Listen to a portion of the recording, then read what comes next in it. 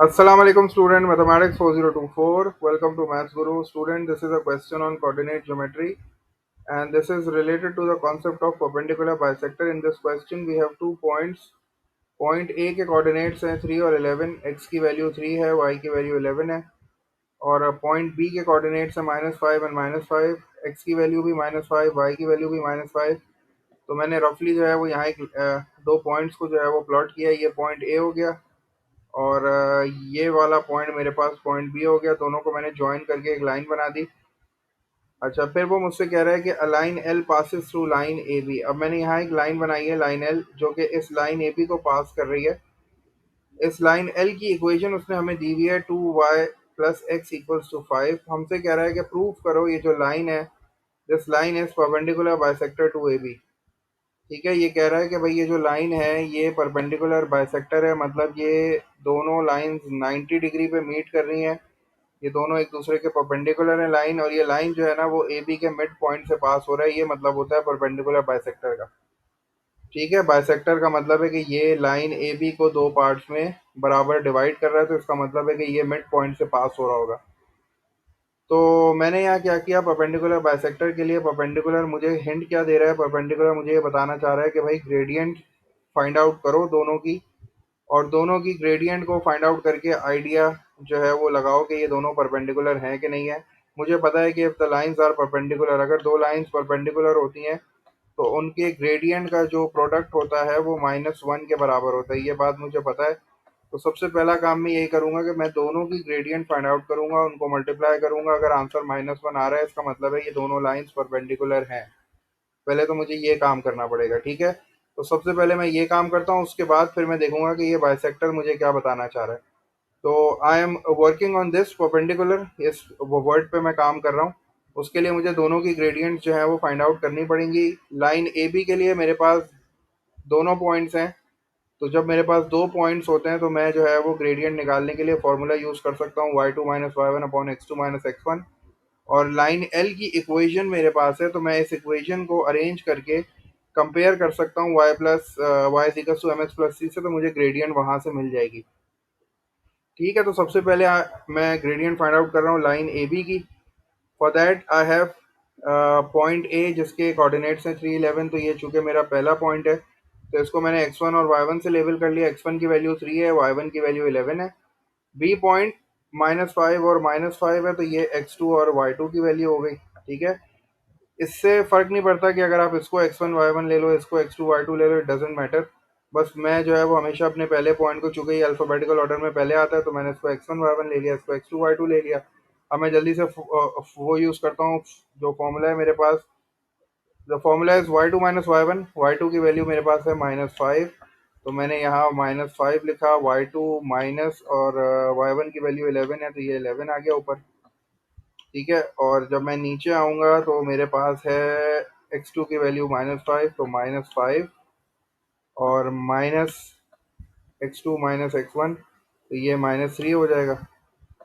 और ये -5 और ये दिस विल बिकम -16, और ये मेरे पास हो जाएगा -8। माइनस से माइनस कैंसिल हो जाएगा, तो इसका मतलब है कि मेरे पास जो ग्रेडियंट आ गई दैट इज़ 2। ये जो ग्रेडियंट आई है ये एक 2 आ गई है। इसको मैं बॉक्स बना देता हूँ ताकि मुझे याद रहे कि एक ग्रेडियंट मेरे पास 2 आ गई है। Now I have to find the gradient of line L. Line L की ग्रेडियंट फाइंड आउट करने के लिए अब मुझे डिफरेंट मेथड यूज़ करना पड़ेगा, चूँकि मेरे पास दो कोऑर्डिनेट्स नहीं है।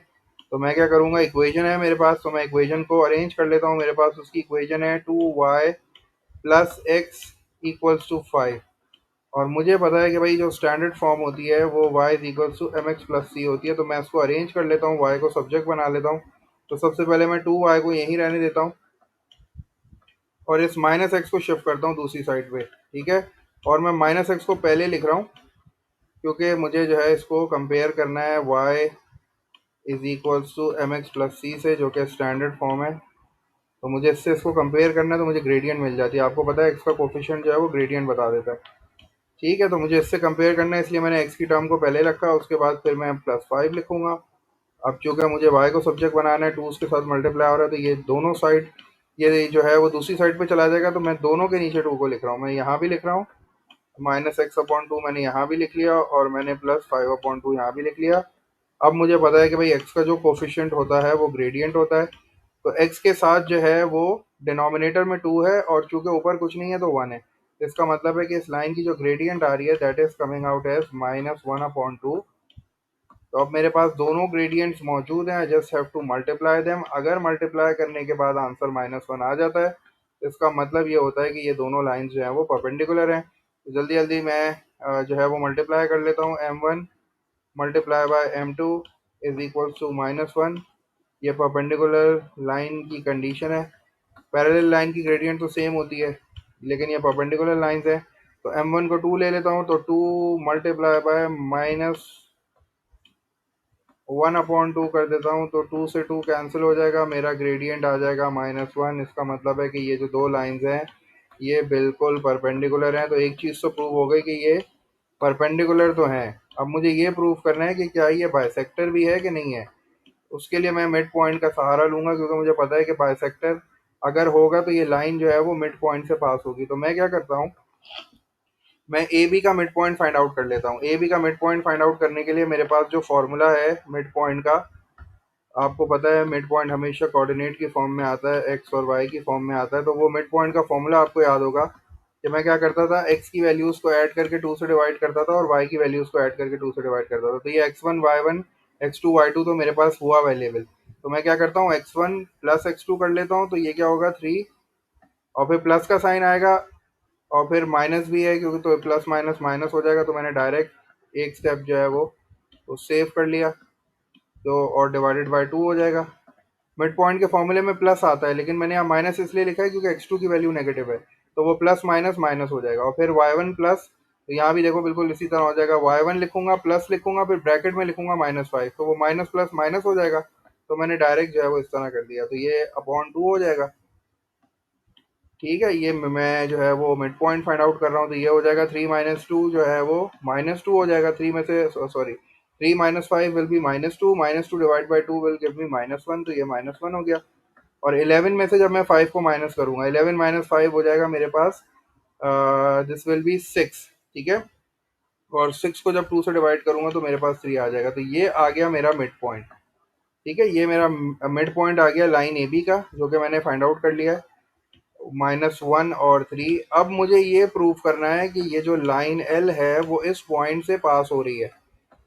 ठीक है, मुझे अब यही प्रूव करना है ना, क्योंकि ये मिड पॉइंट आ गया, समझो ये वाला पॉइंट आ गया एम, अभी जो मैंने फाइंड किया this is the mid point, मैंने ए बी का मिड पॉइंट पाया वो। अब ये जो लाइन एल है अगर ये परपेंडिकुलर बाइसेक्टर है तो ये इस पॉइंट से पास होगी। तो अगर ये इस पॉइंट से पास होगी तो ये जो पॉइंट है ये इस इक्वेशन को सेटिस्फाई करेगा। अगर इस पॉइंट ने इस इक्वेशन को सेटिस्फाई किया तो इसका मतलब है कि ये यहाँ से गुजर रही है। अगर नहीं सेटिस्फाई करेगा तो इसका मतलब है कि ये परपेंडिकुलर तो है लेकिन कहीं और से गुजर रही है। तो मैं क्या करता हूँ, मैं यहाँ एक लाइन लिख देता हूँ कि put x is equals to -1, x की जगह पे -1 रखो और y की जगह पे 3 रखो in the equation of line L, in the equation of line L. अगर इक्वेशन सेटिस्फाई हो जाती है तो इसका मतलब है कि भाई ये जो पॉइंट है ये इस लाइन पे लाई करता है, इस लाइन पे मौजूद है, तो वो प्रूव हो जाएगा कि भाई ये परपेंडिकुलर बाइसेक्टर है। ठीक है, तो मैंने जो है वो कलर चेंज कर लेता हूँ। अच्छा, अब मेरे पास इक्वेशन क्या है, 2y है। ठीक है, तो 2 मैंने लिखा, ब्रैकेट में मैंने y की जगह पे y की वैल्यू लिख दी जो कि 3 है, और फिर प्लस मैंने लिखा और ब्रैकेट में फिर मैंने क्या किया, -1 लिखा और इक्वल्स टू 5। तो इक्वेशन की एक साइड पे 5 है तो दूसरी साइड को सॉल्व करने पे भी 5 ही आना चाहिए। तो 2 टाइम्स 3 इज 6 और ये प्लस माइनस क्या हो जाएगा माइनस, तो 6 - 1 कितना हो जाएगा 5। तो ये 5 इज इक्वल्स टू 5 आ गया, जो कि प्रूव कर रहा है कि भाई ये जो पॉइंट है this point lie on this line. ठीक है, जब भी आपसे वो बोले ना कि भाई पता करो कि क्या ये पॉइंट इस लाइन पे मौजूद है कि नहीं है, तो उसकी कंडीशन यही होती है कि आप इक्वेशन में एक्स और वाई की वैल्यू पुट कर दो। अगर दोनों साइडों पे सेम नंबर आ रहे हैं इसको कहते हैं इक्वेशन सेटिस्फाई होना। अगर इक्वेशन सेटिस्फाई हो रही है this means this point lies on this line. तो यहाँ भी प्रूव हो गया कि this is a perpendicular bisector. क्यों? क्योंकि पहली चीज ये हो गई कि दोनों की ग्रेडियंट का प्रोडक्ट जो है वो -1 है। तो मैं यहाँ ये भी लिख सकता हूँ शॉर्ट फॉर्म में, अगर आपको एक लाइन में कुछ लिखना है, क्योंकि इसने कहा है ना कि प्रूफ, तो ये आखिर में ये छोटा सा स्टेटमेंट भी लिख लेना कि भाई ग्रेडियंट का जो प्रोडक्ट है, ग्रेडियंट का जो प्रोडक्ट है, शॉर्ट फॉर्म में मैं लिख रहा हूँ इसको, gradient product is equal to -1, ये भी मैंने प्रूव कर दिया। ये फर्स्ट जो थी मेरी फाइंडिंग थी कि भाई ग्रेडियंट का प्रोडक्ट जो है वो -1 आ रहा है। और दूसरा ये है कि मिड पॉइंट जो है वो lies on mid point of A B का जो मैंने मिड पॉइंट फाइंड आउट किया है वो लाइन एल पे लाई करता है। तो mid point of A B lies on line L. ठीक है, तो ये दो चीज़ें हैं जो कि प्रूव कर गई कि भाई ये जो लाइन मैंने बनाई है एल, ये बेसिकली ए बी का परपेंडिकुलर बाइसेक्टर है। तो mid point of A B lies on line L. ठीक है, तो ये दो चीज़ें थी जो कि तुम्हें प्रूव करनी थी, क्योंकि ये क्वेश्चन जो है ना ये 5 मार्क का था।